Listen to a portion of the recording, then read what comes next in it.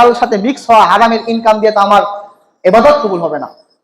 সম্মানিত যুবক ভাইরা, এই দেশের যদি আপনি বর্তমান যে সিচুয়েশন আছে, বর্তমান ছেলেপেলে যে ট্রেন্ড চলতেছে, তাদের যদি মানসিকতা পরিবর্তন করতে যাই, তাহলে অবশ্যই আমাদেরকে পরিবর্তন হতে হবে, তাছাড়া আমরা কখনোই পরিবর্তন করতে পারবো না।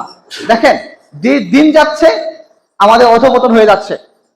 একটা সময় আমরা বই পড়তাম, একটা সময় কি পড়তাম? বই পড়তাম। আর এখন ছেলেপেলে কি করছে? এখন হচ্ছে ভিডিও দেখে। কি দেখে? রিল দেখে। রিল দেখে না? রিল দেখে। বড় ভিডিও দেখার মতো ধৈর্য ক্ষমতা তাদের ভিতরে নাই। বড় ভিডিও হবে, দেখবে না। বড় ভিডিও হলে সে দেখবে না, সর্বোচ্চ 2 মিনিট, তারপরে সে কি করবে? স্ক্রল করবে। স্ক্রল করে যাবে আরেকটাতে, নতুন কি আছে তার নিচে। ঠিক আছে?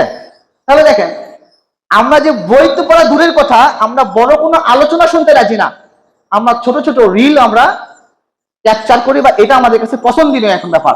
তাহলে এই যে বইয়ের সাথে যে আমাদের সম্পর্ক, জ্ঞান অর্জনের সাথে যে সম্পর্ক, এটা আমাদের অনেক দূরে সরে যাচ্ছে আমরা। কিন্তু যদি আমরা দেখি প্রিভিয়াস হিস্টোরিতে, যখন মুসলিম খেলাফত ছিল, তখন কি ছিল? তখন তারা প্রচুর পরিমাণে জ্ঞান অর্জন করত। এবং এজ এ মুসলিম হিসাবে আমাদের প্রধান কাজ হচ্ছে কি? তালিবুল ইলমি ফরিদাতান আলা কুল্লি মুসলিমিন। তাহলে প্রথম কাজই হচ্ছে আমাদের কি করা? জ্ঞান অর্জন করা। ট্রাস্ট মি, আমি যদি এখানে অনেক ভাইকে জিজ্ঞেস করি যে 4টা খলিফার নাম বলতে পারবে না, তো জিজ্ঞেস করি যে 7টা বিষয়ের উপর আমাদের ঈমান আনতে হয়, 7টা বিষয় কি বলতে পারবে না অনেকে।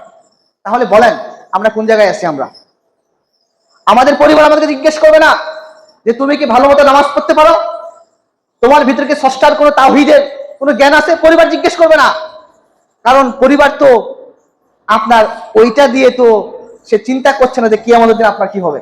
কিন্তু এই সংগঠনে আপনি আসবেন, আপনাকে তাওহীদ শেখানো হবে।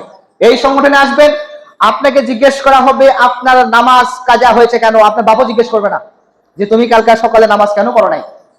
এই সংগঠনে আসবেন, আপনাকে জিজ্ঞেস করা হবে তুমি কি সহিহ কোরআন তেলাওয়াত করতে পারো।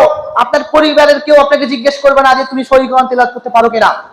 এই সংগঠনে আসবেন, আপনাকে জিজ্ঞেস করা হবে তুমি কি কোনো কবিরা গুনাহ করো কিনা। যদি করো তাহলে কবিরা গুনাহ বাদ দাও, কিন্তু আপনার বাবা কখনো জিজ্ঞেস করবে না। তাহলে বলেন, এই যে একটা সংগঠন, এটা কি আল্লাহর রহমত না? আল্লাহর রহমত না ভাই?